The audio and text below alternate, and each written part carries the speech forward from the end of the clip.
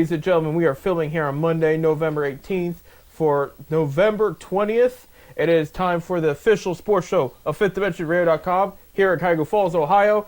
10-cent beer night every Wednesday, 7:30 to 8:30 p.m. Eastern Time. I'm Seth. I'm Bob. And we're going to just go straight to the good news right here. The Cleveland Cavaliers, Bob. As we're speaking on a Monday, so the Tuesday game has already happened by the time you listen to this, and the Wednesday game hasn't happened, but they're 15-0 as we're filming this. And they're one of only 4 teams ever start the season. Right, 15-0. At 15-0. You got Houston, and you got the Washington. Was it the Bullets? No, it wasn't the Bullets back then. They said the Oilers? I can't remember. In 1949, Yeah, we're going back. Washington somebody. They were 15-0. Of course, the all-time record is the Clippers. The Warriors. Warriors, in 2016, they won 24 in a row, but we all know what happened at the end of the season in 2016. Cavaliers won the championship. Capitals. Washington Capitals, okay. Yeah, because the Cavs are 1 win away, and again, by the time you listen to this, you'll know the result of Tuesday's game. That will determine it, but they're 1 win away from claiming the second best all time. Warriors at 24, as you mentioned, Bob. Which it's funny you mentioned that. That's when the Milwaukee Bucks were on the upswing, and they upsetted the Warriors and ended that streak.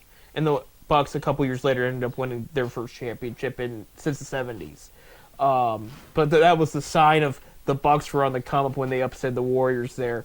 And yeah, like Bob said, that was the year the Warriors beat the all-time season winning record. But they finished 73-8 or 9 or something like that. Yeah, and then came back 3-1 in the Western Conference, but then gave up a 3-1 lead in the finals, and that we know how that all ends. But I think this Cavs team is a little different. But I wanted to talk about, Bob, real quick before we look into the week. I wanted to make a point. I was at the game yesterday against the Hornets, and the Cavaliers won.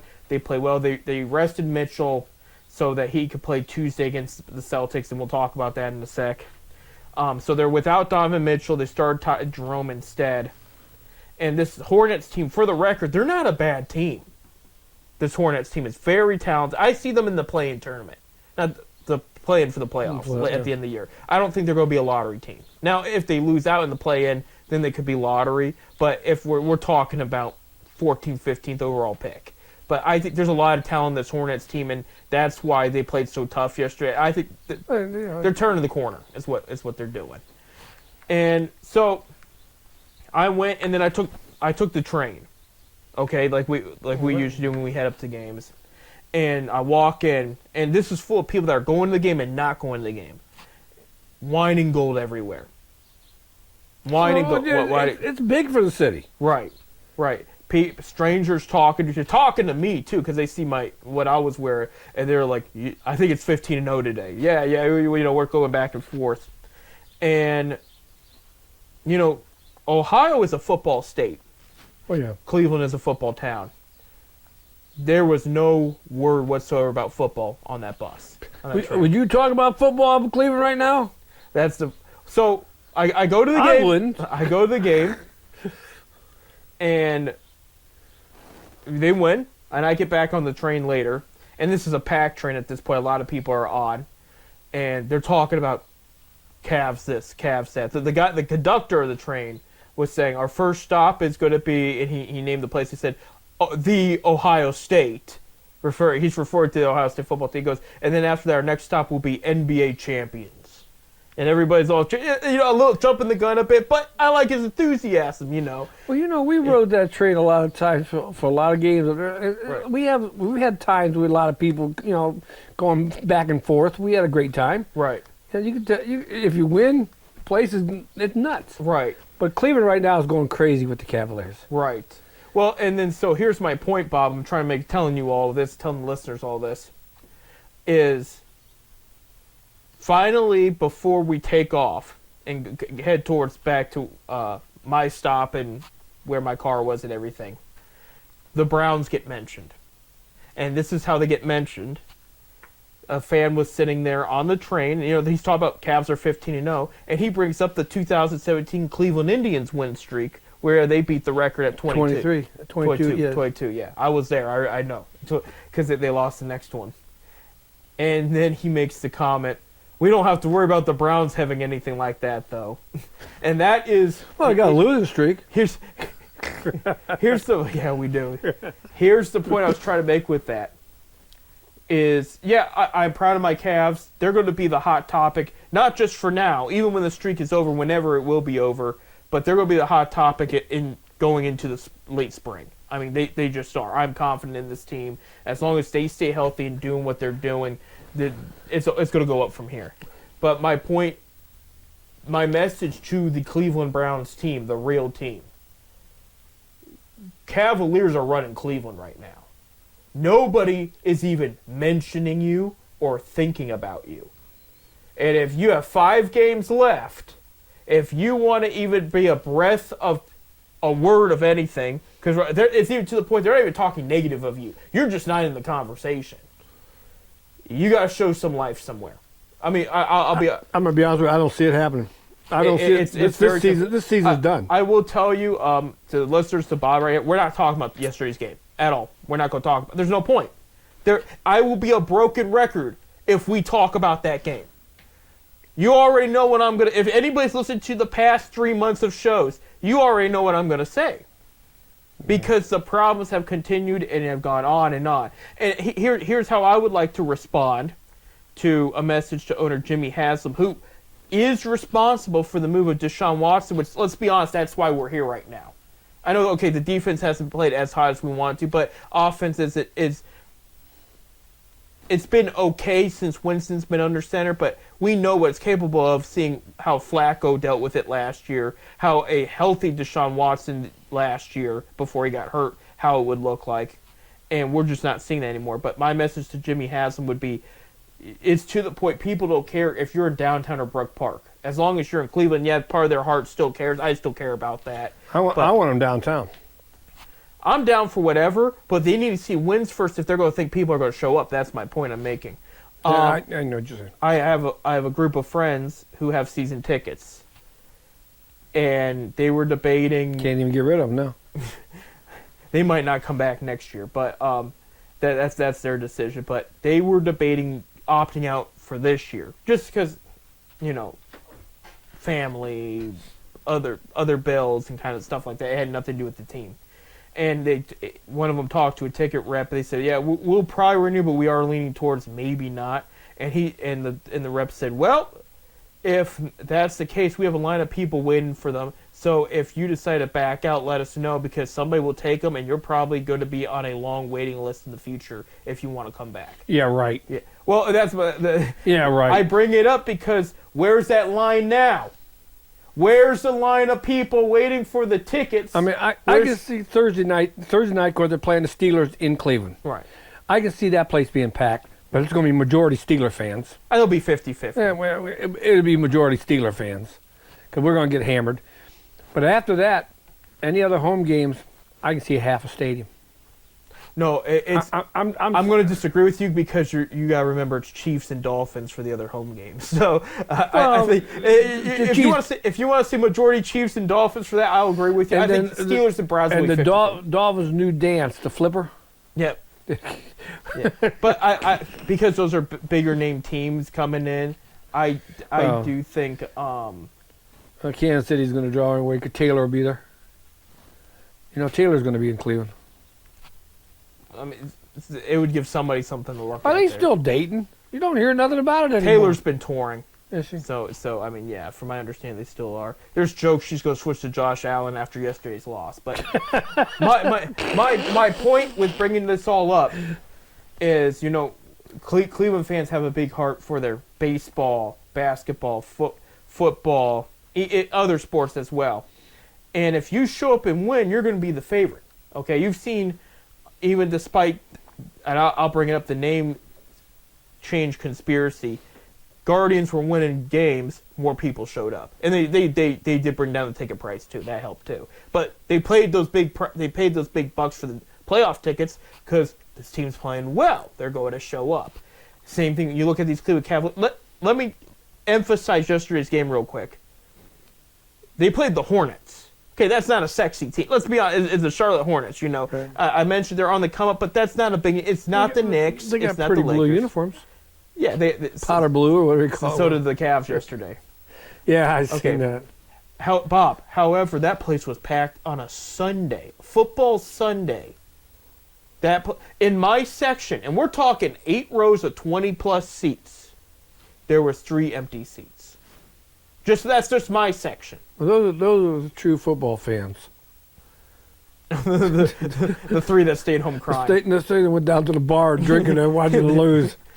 They watched the Cavs game from the bar there.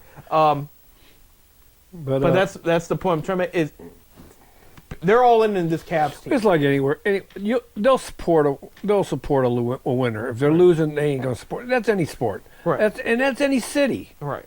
You know. Right. But you know how big the love for the Browns is It's around here. Brown's got a big following. I mean, you got the largest fan group all over the world. You know, when I was in the Czech Republic, they had a Browns backers club. Yeah. You know, so I mean, they're of course one of the oldest backer club is the Akron Browns backers. Right.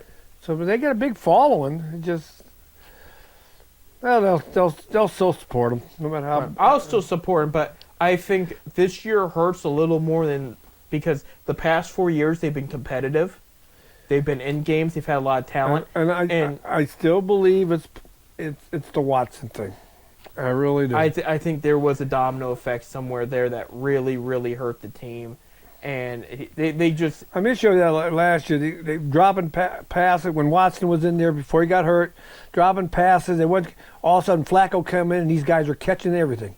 Right. You know, well, I mean, did they want to play for Watson? Here's a guy with $230 million. I really did not want to be in Cleveland until they mentioned $240 million. That's the point I was about to make. I mean, he didn't want to be here. It's like going up to a chick at the bar, a good-looking one, and don't bring up your money. And you're just like, hey, this is who I am. This is what I look like. And she goes, ew, gross. And then you turn around and say, I got money. You know, like a bunch of, she might change her mind, but you're not going to get anything genuine out of it because she's already turned you down. She doesn't like what you're about. She doesn't like the way you look. So, I mean, unless you're looking for a one-nighter, you know, why would you pull out all the cards? And that's what Haslam pretty much did. He said no. He wanted to go to Atlanta. He wanted to be a Falcon. And he wanted to go back home. And he said, I got money. I got you money. Oh, okay. I guess I'll change my mind. I don't really have to do anything because you guaranteed it all to me. But yeah, you're right. Right. How many games have he in the 3 years he's been here now? Is it 3 years? Yeah, it's been 3 seasons. Yeah. How many games have he played? In 3 years, you figured 17 games a year. That's he 50. Played, 4 in the first that's year. 51 games. He didn't even play half the seasons. He may have been up to 16. I'm trying to remember. How many did he play this year? 5? Because last year... he still hasn't played half of the season. Last year was 7 or 8. I know he played 4 his first year because he was suspended most of the year. Yeah, that's true. Yeah, I mean... Man, we should have never got rid of Flacco. Right. I'm sorry. I should have never got rid of Flacco. I mean, he's having a decent in Indianapolis. He's doing pretty decent. I mean, they sat him again, but for the young star, they want to get the young guy some times. I get and Flacco wanted to stay here. He wanted to stay in Cleveland. I know. But at the same time, who knows what all this would have looked like with the new coordinator, with And speaking of that, where I understand it. Sabansky didn't want him. This coordinator. It was a Watson thing that Barry did. Watson wanted this offensive coordinator because, quote unquote, it was his style. I don't know. I give up. I don't either. And the other thing that hurt us recently, I'm going to add to that. Joshua Cribbs did an interview. And he says, I'm cheering for Baker Mayfield and Kareem Hunt where they're at. This is an exact quote, but he said it hurts knowing why aren't they still in Cleveland. That's what he was asking there. Yeah, well, I don't know why Hunting's still in Cleveland. With Hunt, it's tough. He's more of a goal line red zone running back anymore these days, which is not a bad thing. But the issue too was they couldn't, according to their old running back coach last year, they couldn't get him to come to practice and go all out. They couldn't get the most out. He wasn't doing he wasn't doing extra work with like other players that were trying to polish their game, and he kind of like showed up when he wanted to, and it got weird. But something's wrong, and like I mentioned to you, Bob, I think Stefanski's 2 losses away from being under 500 in his career as head coach. I think he's gone. I really do. I think and I have a funny feeling you're going to have. I'd like to see him get Vrabel. Vrabel. I've said that for a while, yeah. Before the media picked it up, I said Vrabel first. Yeah, but I'm telling you, come the end of the season, he's going to be somewhere. That's what I'm hearing, even the other guys that have head coaches. So, real quick, we only got a couple more minutes of the first segment. The Cavaliers, so this is their schedule. Tuesday, okay, so last Friday, they beat the Bulls twice, and then the Hornets. The second time they played the Bulls was their first of the in-season tournament. Their second game of the in-season tournament is Tuesday. By the time you hear this, you already know the result. It is against the Celtics at Boston. They haven't been to Boston since they lost to them in the playoffs at Game 5. And it's on TNT at 7 p.m. So by the time it's no point bringing that. And Boston's got most of their guys back now. I think they play Boston right at the beginning of the season. Cavaliers haven't played Boston yet this year? They have not played Boston yet this year. I thought they did. No. Boston did lose to the Hawks and the Warriors and a couple teams like that. So it's not out of the question that Cleveland can beat this team. It's just, given the circumstances and the fact that they lost these guys in the playoffs, there's a lot of pressure. So this is going to be their biggest test yet. And they're the defending champs, too. Wednesday, they're back at home, and they play the Pelicans. So when they play after Wednesday, they're done playing the Pelicans for the year. Unless, and I'm not banking on this, but if they were to meet in the finals, that would be the only way they would play the Pelicans again. But they beat the Pelicans a couple weeks ago. Why this early? It's just the Pelicans. No, why are you playing? You play the season. You ain't even halfway through the season. You're already going to be done with somebody. It's just 2 games in the West. It's a screwed up schedule. It's not. I don't think it's that bad. It's screwed up. Sunday, they're back at home and they play the Raptors. Remember, they played the Raptors their first game of the season and won 136. Are they going to be done with them too? No, they'll have a couple more against the Raptors.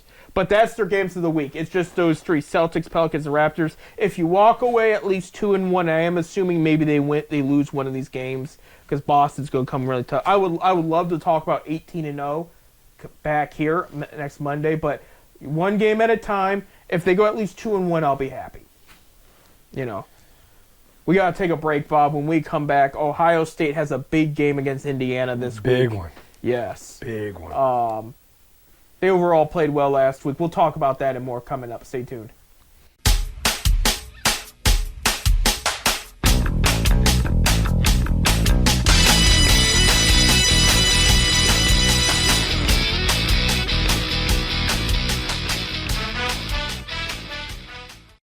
All right, welcome back to 10 Cent Beer Night here. Bob, did you want to take us in on that one? I wasn't sure. No, you do it. Okay. You're good at it. Just real quick, wanted to touch up more of the Cavaliers real quick before we walked away from them. At least we're addressing it. I heard national media is not being... Oh, they don't say nothing about the Cavaliers. No. And if it was the Knicks, if it was the Lakers, and those teams, they would be all over. They'd be drooling over the wins. But... They don't talk. They might give us a little bit of a dot. Right. I don't get it. Right. Our media, national media don't give a crap about Cleveland. No, they don't. But we do, and they're still kicking everyone's butt. I will to address more about this milestone of 15 straight wins here. Yesterday, Darius Garland played a great game. He's the reigning Eastern Player of the Week. I don't know who's going to take over. He might be in the running again to do it for another week, but he's been playing like a $30 million a year type player now, finally, after the down year he had last year. And I know it's still early, but if he keeps playing like this, I mean, I'm not going to doubt him. I mean, he's been playing brilliant of late. Ty Jerome, who filled in for Donovan Mitchell yesterday, what was it, 22 points, 8 assists, or 9 assists, something like that. He had himself a game. That guy continues to play well. The one thing to look out for, and again, by the time you hear this, I know you'll know the result of the Celtics game and everything that happened, but I guess Isaac Okoro and Dean Wade did not return to Sunday's game. And they didn't go into specifics, but they said it was injury related, but they said they think they're going to be okay. But, so we really need those guys. That's my boy. Dean's my boy. Right, I know you're a big fan there. And he's been playing well of late. And I was wondering why both of them were playing well, and then they were gone. And it turns out it was all injury related. And they still won. Without Max Strus, without Donovan Mitchell, without Dean Wade. They're definitely a team effort, because no matter who they put in there, they're all doing great. Right, absolutely, and that's the big thing when it comes to this team, is they're prepared for anything and they'll take on anybody at any time, and that is huge. So, yeah, speaking of Max Strus, I guess he was huge in their win yesterday too. Again, he didn't play. That's why they jokingly call him Coach Strus. Kenny Atkinson was a little disappointed with the defense yesterday. He felt they were giving too much points because he wants the same defense focus with his offensive scheme, which, I mean, that's a winning formula right there. And Max Strus was huge in helping switch up the defensive scheme yesterday. And they went to a zone in the fourth quarter that really helped them and got them more rebounds and, limited any kind of scoring success the Hornets may have had. And they said, Coach Strus did all that for us. Like, the players were calling him Coach Strus. And in reality, he's still with the team. He still plays. But he's been hurt. He's been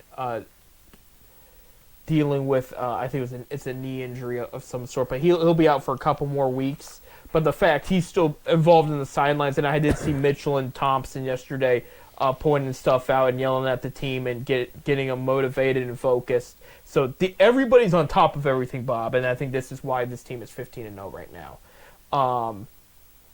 Moving forward, going to talk about. Oh, real quick, I didn't want to mention this before I forgot, and I knew I would forget too. Congratulations to both Jose Ramirez and Emmanuel Clase of the Cleveland Guardians for making the All-MLB first team. And Emmanuel Clase, for the second time in his career, has won the Mariano Rivera Award, which is the best reliever in the American League. And the National League gets Trevor Hoffman, and which I love because those are two closers I grew up watching. So to see them both being the awards you get at the end of the year and their names being put on there, that's kind of cool. But Emmanuel Clase, two-time winner. He might be the only. I think they started that last year, if I'm correct, or maybe it was 2 years ago. I can't remember. It's been a couple years. But so I can't say he's won the first one, but he's won more than anybody else has, and he is still up for Cy Young. He made the top three. I don't know what the chances are with Scooball there that he's going to win that. I think he's finished second or third. Right. And I did see Steven Vogt.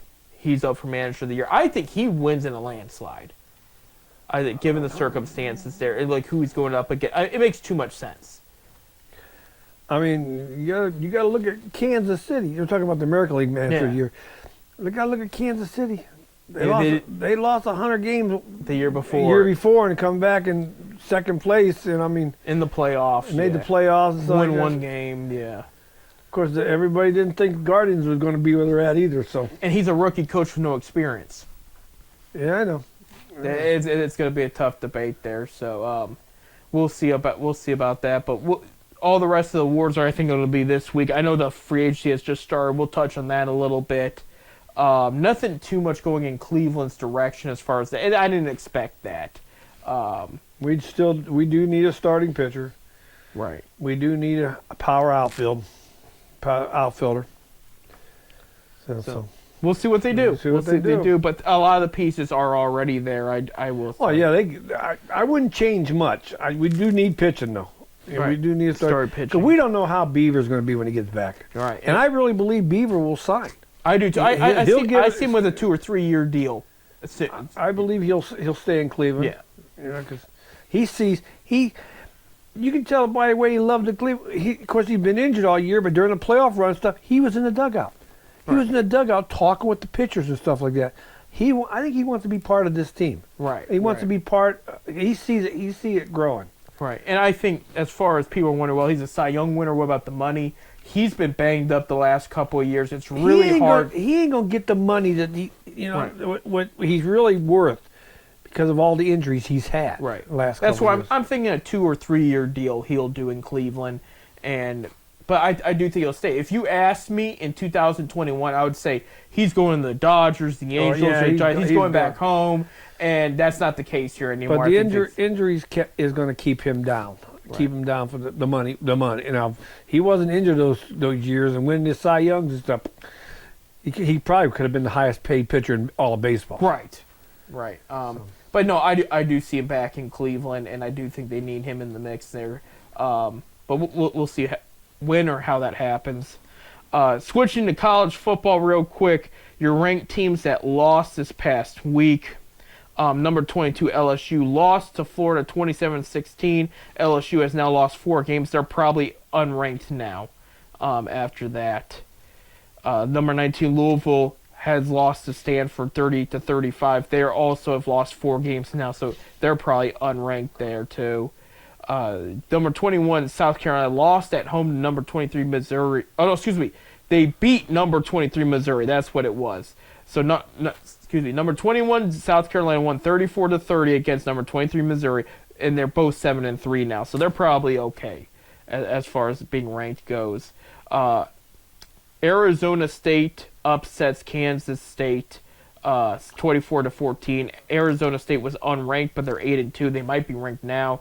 And Kansas State was ranked 16 in the nation. No longer the case. Number 12 Georgia did beat number 7 Tennessee over the weekend. They're both 8-2 now. They won 31-17 in Georgia, so that one was a pretty solid game. But Georgia edged them out. And then your last couple, there was a good amount of losses in the ranked game this past week. Number 18. Oh, this is Washington State. They're now number 25. I just saw the updated ranking. They lost 30-35 to New Mexico, and they're 8-2 now, Washington State. And number 6, BYU lost to Kansas 17-13, and BYU is now 9-1. And let's see, what's a BYU fall to? They fell to 14th. I know Ohio State's second. So yeah, Ohio State's second there. They got a big one in the shoe this week. They do. Let me real quick the Big Ten games that finished over this past week. Last Friday night, UCLA lost to Washington 31-19, and Washington's now got 6 wins. So they're both right there. UCLA and Washington in the Big Ten. I know. It just and this week the Big Ten game, USC and UCLA. There you go. Yeah, it's going to take an adjustment. It's going to take a mental adjustment, but it'll get there. Last Saturday, Ohio State beat Northwestern 31-7. Near halftime, it was tied at 7. And Ryan, I did watch the post game. Ryan Day was talking. He said they had a week off to rest and watch us and do film. He said he thinks the program's going the right direction. They got a good coach. He said they're a good team on paper. He said that's why they were more prepared this time. So he said he was not surprised Ohio State struggled early on against them. They did struggle early on. But, he gave credit when credit's due. They did win 31-7. Michigan State loses to Illinois 38-16. Illinois got 7 wins now. Penn State beats up Purdue 49-10. Nebraska loses to USC 20-28. Both teams have 5 wins. Rutgers beats Maryland 31-17. Rutgers has 6 wins now, and then number 1 Oregon edges out Wisconsin 16-13. So that one was close. Your games this week at Week 13 for the Big Ten. On Fox on Friday, November 22nd at 8 p.m., Purdue at Michigan State. Michigan State is favored by 13.5 points. Saturday, November 23rd on Fox at noon. This is the big one Bob was talking about. Number 5 Indiana at number 2 Ohio State. By the way, Ohio State fans are really, really angry at the scheduling. They don't understand why there's so many noon games this year. They said this game and other games should have been a night game. Or later than noon. Well, the Oregon Ohio State game was a night game. Right, but that's been the only one. Even Penn Well, State it was new- night game here. You got to remember, it's 3 hours difference. So out there it was 8 o'clock, so it was 5 o'clock here. I mean, No, it'd be the other way around. It was 8 o'clock here. It's 5 o'clock over there. yeah, that's what I'm saying. Yeah, There's a 3 hour But difference. usually they have 3 or 4 home games a year that's night. I know the Michigan game's always noon. The rest are, by the way, the rest of their games are noon this year, of the regular season. So, but this is going to be a big one. Number 5 Indiana, number 2 Ohio State. Ohio State tends to do well against Indiana. Usually Indiana has a better start to the game than Ohio State, and then Ohio Indiana State, has been giving them fits lately. yeah, the past few. Last few, But this is few- a better Indiana team too. I'm telling you, this is a good game.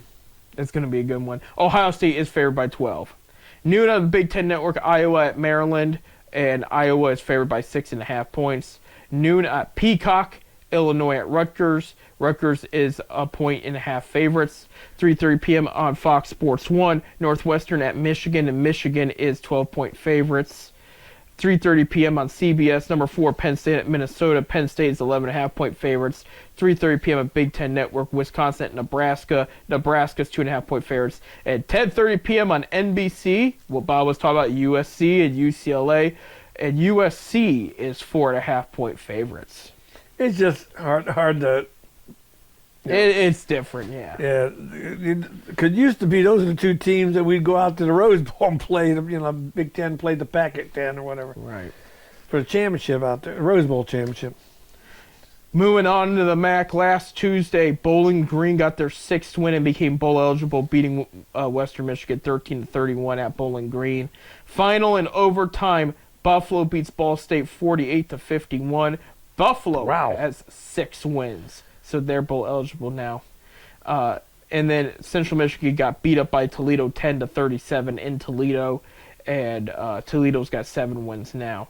On Wednesday, Akron lost to Northern Illinois 16-29. What made this frustrating is they overall played well, and it came down to one play. Did you watch the game at all? I didn't watch it. They were down. Let me see. I'm trying to do the math here, make sure. I think they were down by 6. It's 4th and 3. They call this cross play, cross route play. Wide receiver wide open. Quarterback threw a perfect pass. If he catches it and reels it in, it's potentially a touchdown. And again, they were like 30 yards away from the end zone. So it's 4th and 3. Perfect pass, perfect call. Receiver dropped it. And so it was turnover and downs. Northern Illinois took the ball, ran some clock, scored, and then that ended up being the nail in the coffin. We didn't know it at the time, but that was the third quarter. But I mean, just if they make that play there, we might be talking about a different outcome. But Northern Illinois has now 6 wins, including their one against Notre Dame, and they are bowl eligible. Kent goes 0-10 after losing to Miami of Ohio 34-7. Miami of Ohio has 6 wins; they are bowl eligible. And then Eastern Michigan gets beat up actually by Ohio in Athens 10-35. Ohio has 7 wins. Going into this week, Tuesday, November 19th, 7 p.m., we got the battle for the wagon wheel. Kent. At Kent. And we'll be there. Or I'll be there. Yeah. And you going? I'll look at it. But yeah, a CBS Sports Network. The battle of the basement. At Dick's Stadium, Akron and Kent. The battle of the basement. And Akron is 10-point favorites. And Akron is currently the holder of the wagon wheel. Yeah. So you gotta keep it in Akron there. So we'll be cheering for them there. 7:30 p.m. on ESPN. We're gonna get producer Bob to go with us. There you go. Yeah, because his granddaughter is a Flash. A Flash. Is she in the band? She was last year. Yeah, but she didn't go out. She ain't at Kent. Marching band. Oh. No, I don't blame her either. Well, it was a conflict because she wanted to be in the symphonic band. Oh, so they're a little more It was scheduled. nice. A little bit more prestige. Right. And you don't have to deal with losing football all the time. Yeah. Funny, they paid him $500 for being in the marching band. Really? Yeah, They paid her $500 being in the marching band. I didn't even. at high school. Okay. Oh, I was gonna say. I know the colleges are starting to pay, but high school, huh? No. 4 years. All right. All right, let's get back. Yeah, but this Tuesday, 7:30 p.m. on ESPN2, Western Michigan versus Central Michigan. The Battle of the Michigans there. And Western is 6.5-point favorites. 8 p.m. on ESPN. This is again Tuesday. Northern Illinois at Miami of Ohio. That's going to be a good one. Miami is favored by 2.5 points.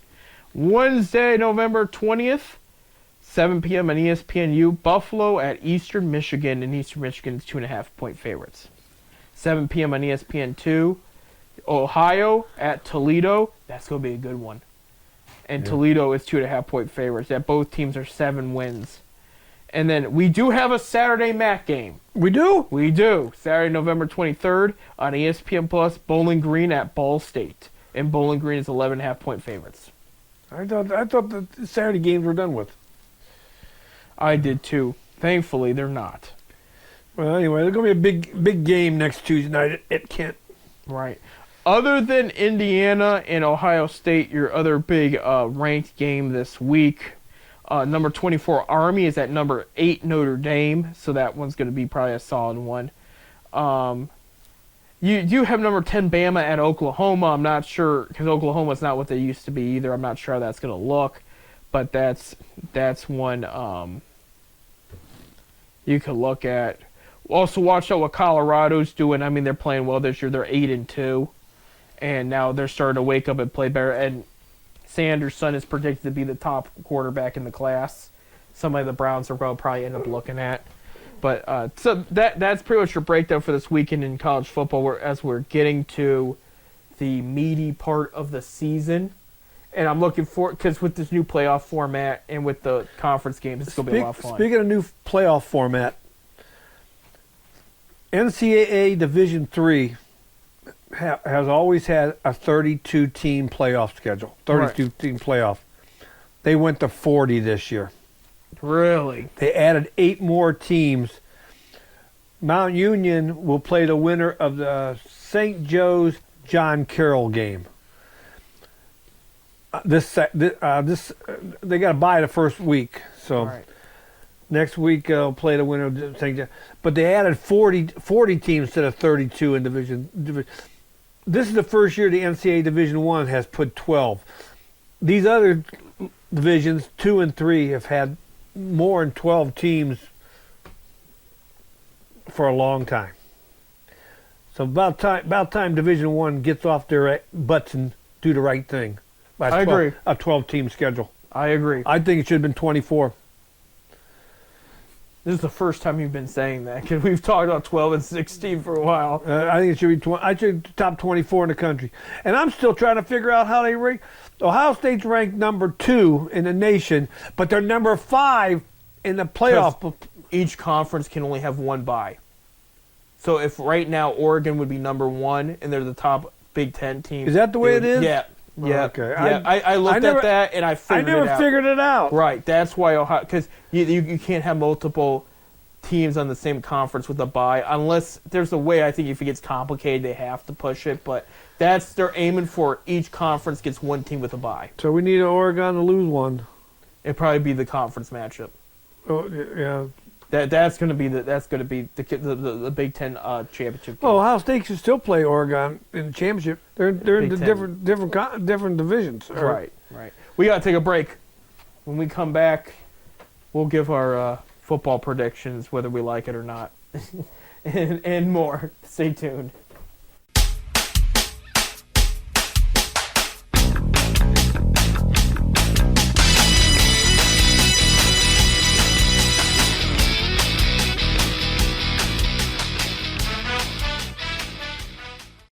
Welcome back to our last segment, today's 10-cent beer night, which makes me very sad.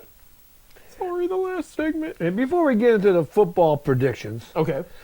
we do have 5 teams that are in the state regional finals this week in high school football. You know, it is football playoff season. It is. And the big one is going to be in Division II, Region 5, the Holy Wars of Summit County. Oh, no. Walsh Jesuit versus Hoban. That's going to be at Twinsburg Stadium on Friday night. There's gonna be a lot of people in the confession booths after that one, after the nasty things. The that holy war of Summit County. So when those, now, Walsh did beat Hoban earlier in the year. So, and Walsh is 13-0, and of course Hoban is 11-2. So, and you got team south of us, the Massillon Tigers. They're playing Sunbury Walnut, wherever they're at. Then you got Medina Highland is playing Avon, and Dalton of the Wayne County League over in Wayne County is playing Kirtland. Get out and support your high school teams.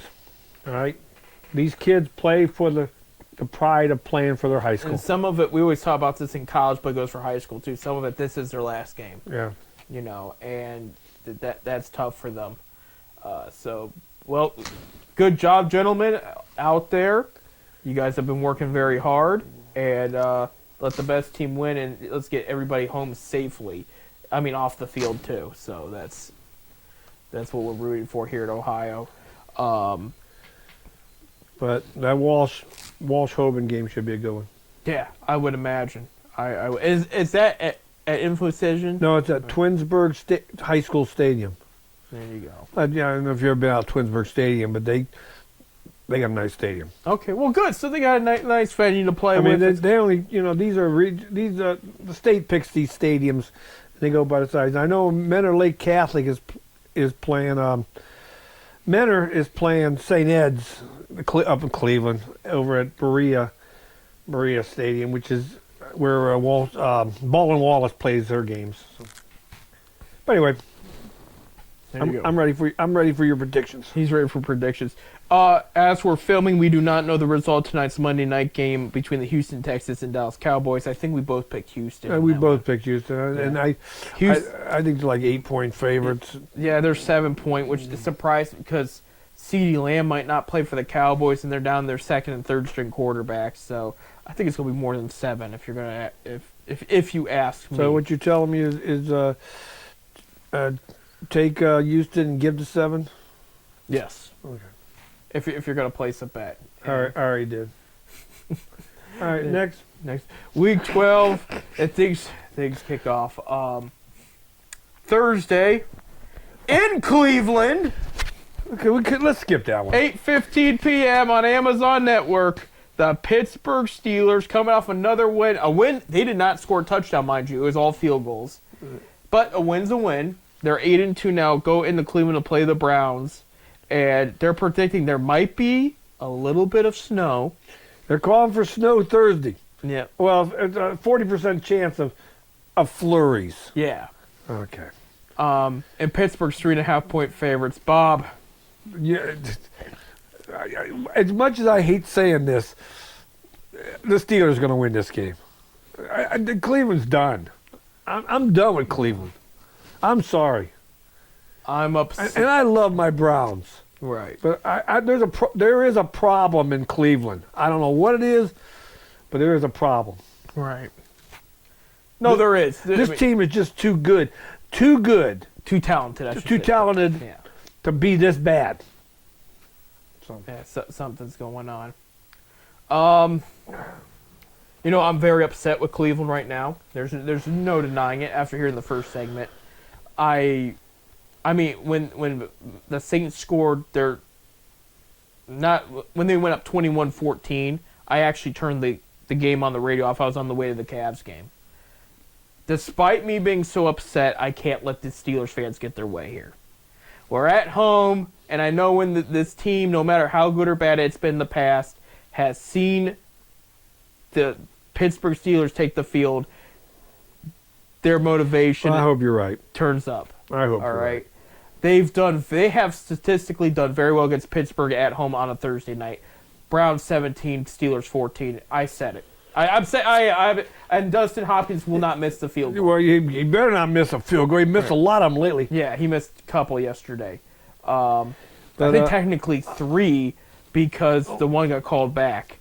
But well, I hope you're right, Seth, because this way, certain people, I won't get to see the Facebook pages how great the Steelers are. You know, right, usually when the Steelers lose, Facebook is all quiet. right.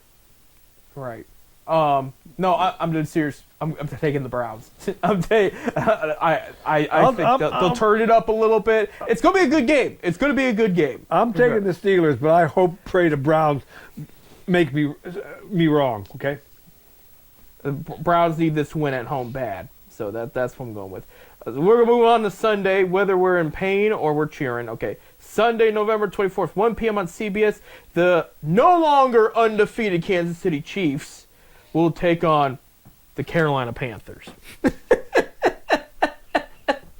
Chiefs are only favored by 11. Hey, I'll take Carolina if you give me 35 points.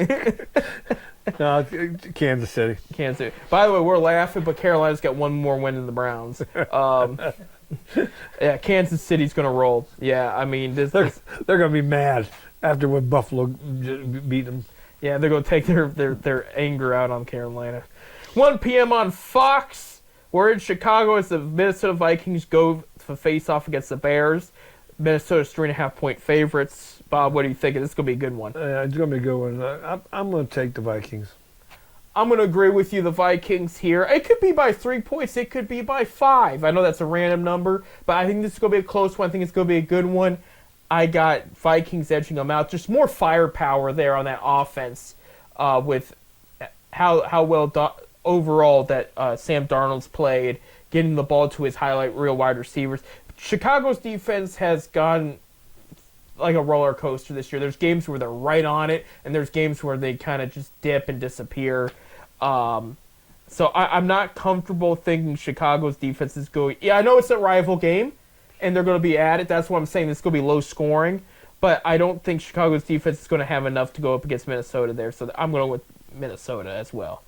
1 p.m. on CBS, we have another rival matchup. The Tennessee Titans go into Houston to play the Texans. Texans, 7.5-point favorites here. Bob, what are you thinking? The Texans. I just think Houston's the better team. Titans have been playing better of late. Going to pull up here because I don't think they won yesterday. They play tonight. Oh, the Titans? No, not the Titans. I'm sorry, I thought you meant Texans. Texans play Dallas tonight. I can't find the Titans anywhere, and they're not even listed as bye week. Okay, yeah, they lost to Minnesota yesterday by 10. Okay, that's what I thought. I had to find it. By the way, before I forget, your bye week teams for this week, and I did forget because I didn't mention it. There's a lot. Cincinnati Bengals, Buffalo Bills. Oh, man, Bills get to celebrate that win for another week. Atlanta Falcons, Jacksonville Jaguars, who right now would be the first overall pick, New York Jets, and the New Orleans Saints. So that's your bye week teams there. I think the Browns would be the third pick right now. Yeah, they would be the third. I got Houston again winning that one. 1 p.m. on Fox. Detroit Lions go into Indianapolis to play the Colts. Detroit's 7.5-point favorites. Bob, what are you thinking? I'm going Detroit. Detroit, they're just good. They're the best in the NFC. Detroit's red hot. I do think Colts defense will give them a little bit more pressure, but I got Detroit by 13. I think that's fair enough. It's not a complete blowout, but it's a good lead. I mean, I know they're only favored by 7.5 points, but I think I'm not. Anthony Richardson's played okay yesterday. Detroit's just like what Bob said. They're just too good. All right. 1 p.m. on CBS. We got a rival matchup as the New England Patriots go to Miami to play the Dolphins. Dolphins 7-point favorites. Bob, what are you thinking? Dolphins. Dolphins are playing better, and this is a New England team they should beat. I'm going to say Dolphins. I could say it'd be 7. I could also say 10, but I do think it's going to be a little close. I mean, in Miami's got the new dance. Yes. Did you hear why they started that dance? Why? That was Trump's because Trump did that dance. You know, that little dance he does. Yeah. So they pretty much do the same thing, but they call it the flipper. So they do. So Miami's adapted a Trump dance to help turn their season around. Trump's doing his dance up on stage, you know. Miami's secondary colors are orange. It makes a lot of sense here. We're picking Miami. Okay. Miami. 1 p.m. on CBS. This one's going to be interesting. The Tampa Bay Buccaneers, who have not played well of late. They've only got 4 games. Right now, they were the 13th pick overall. They started out hot, then everybody got hurt. They're going to play the New York Giants, who announced today Daniel Jones is benched and headed to the 3rd string. They said Tommy DeVito, the Italian kid that played last year, he's going to start, get another chance, and then Drew Lock's going to be the backup Is there any reason why he was benched? because he's bad. He's bad. Daniel Jones is pretty bad. Well, Bob, next But he was their starter? yeah. Next, they just now figured it out after 10 games?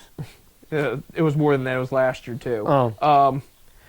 Tampa Bay and Baker Mayfield are favored by 5. By the way, Bob, the Daniel Jones deal is second worst to Watson as far as deals in the NFL right now. I mean, it's bad. They gave him a lot of money for having one decent season. What do you got, Bob? We're in New York. I'm going with Tampa Bay. I'm going Tampa Bay too. They turn things around a little bit here. I think DeVito will be okay, but I just think Tampa Bay is a more complete team compared to the Giants. I'm taking Tampa Bay here. Who again are favored by 5. 1 p.m. on Fox. You have the struggling Dallas Cowboys. They're going to go to Washington to play the red-hot Commanders. Commanders 10-point favorites. Commanders lost yesterday. They lost it, but overall they're red hot, right? I mean, yeah. I mean, one loss, it's whatever. They lost Thursday, by the way, but they're 7-4. I didn't have them winning 7 games at this point of the year, but do you have them winning 8? I have them winning 8. Which, by the way, this should have been the Thanksgiving matchup between these two, but whatever. I have them winning 8 too. I think they're going to win. I think Dallas is really going downhill. You're going to see some major changes. We're going to have to look that up. Who is the Thanksgiving matchup this year? 28th. We have to wait till next week, because that's the Thanksgiving show. Yeah. That's a turkey show. That's the turkey show. Yep. We got Washington. Washington's going to win. 4:05 p.m. on CBS. The Denver Broncos at the Las Vegas Raiders. We're in Vegas, and Broncos are 5-point favorites. What are you thinking, Bob?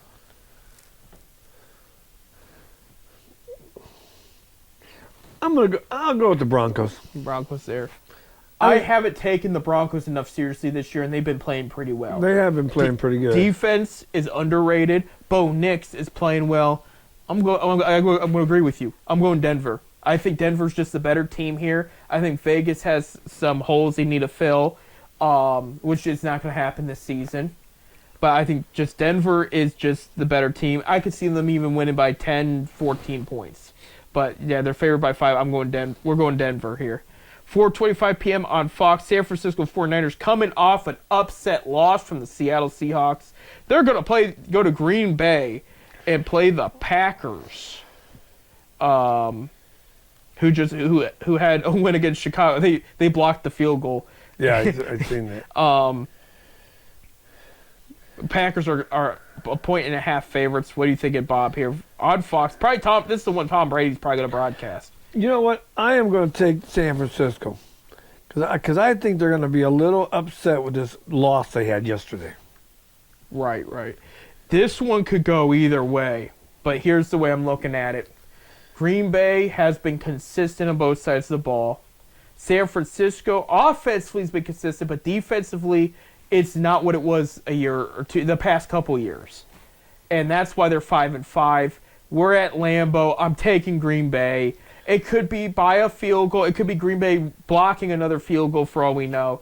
I'm going with Green Bay by an edge. I just think they're more mentally and physically stable in their situation. I just think San Francisco's better than what their record shows. And they are very talented. I think they're going to pick it up I know we only have 5 games left. I do think they're going to pick it up. But this game, with the way Jordan Love's been playing and how explosive that passing offense has been for Green Bay and how not responsive the San Francisco defense has been of this year, I'm going to get Green Bay the edge. Because normal San Francisco defense would not have allowed the Seahawks to do what they did yesterday.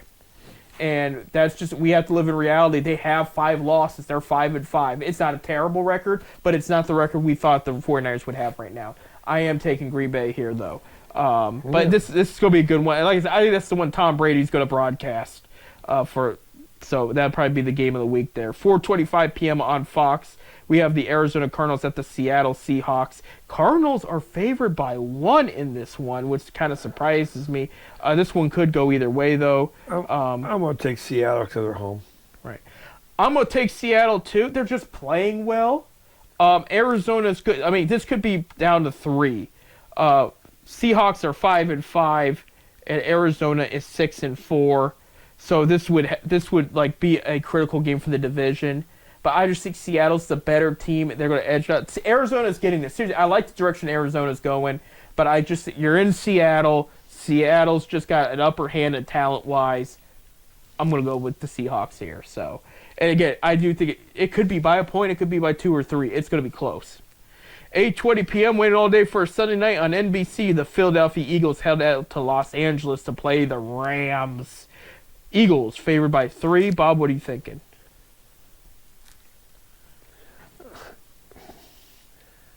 If it's 3, I'm gonna take the Rams in the 3 points.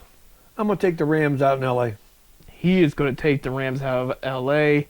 I'm going to take Philly. I love the way Philly's been playing of late. They've been playing, Rams are still continuing to be beat. They're hanging in there. They're playing competitive.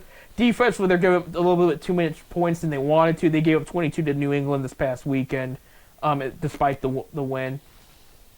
But Philly's just playing so well right now. I'm going to go with the Eagles, and I could say by 7. I do think it's going to be a close game. I think it's going to be a good game. And then last but not least, Monday night, November 25th, we have the Harbaugh Ball. ABC, ESPN, the Baltimore Ravens with John Harbaugh go to L.A. to play the Los Angeles Chargers and Jim Harbaugh. Ravens favored by 3. Bob, what do you think? And this is in L.A.? This is in L.A. I'm going to take the Chargers. I'm taking the Chargers. Chargers beat the Browns. They beat the Bengals. I got them beating the Ravens. And I will say by 3. I could see by 3. I could see by 6.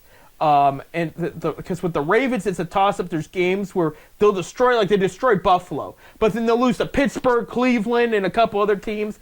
Chargers got a good thing going. They're starting to get better and better every week. Things are starting to pick up the way Jim Harbaugh likes to see. I got Jim being the Harbaugh winner in this one. See, he knows how to. He knows how to cheat. Yeah, he knows how to cheat. Yeah, I'm telling you. That's why you think. Why you think all of a sudden the team up north fell apart? There's all kinds of reasons there, but that's another conversation for another time. Hey, we got to get going. This is our time is up. Thank you guys for listening. Thank you, producer Bob. Thank you, other Bob. Where's he at? When we come back next week, maybe we'll talk about if the Cavs' win streak is still alive and well. We'll see. More MLB hot stuff. It's starting to heat up a bit. We'll have more to talk about there. We didn't have much time to talk about today. Hopefully, we're talking about Browns' win. This is they can't afford a loss. I would be loved talking about. Pittsburgh makes my season. You beat Pittsburgh, you made my season. If you could sweep Pittsburgh, that'd be better. If that's your only 2 wins left of the season, we'll take that. We'll take that. Because they play Pittsburgh twice still left, including this Thursday. We'll talk about all that and more, and we'll talk about what we're thankful for, because next week is the Thanksgiving episode. Thank you, everybody. And until then, hey, they're 15-0 right now. Go Cavs. Go Cavs.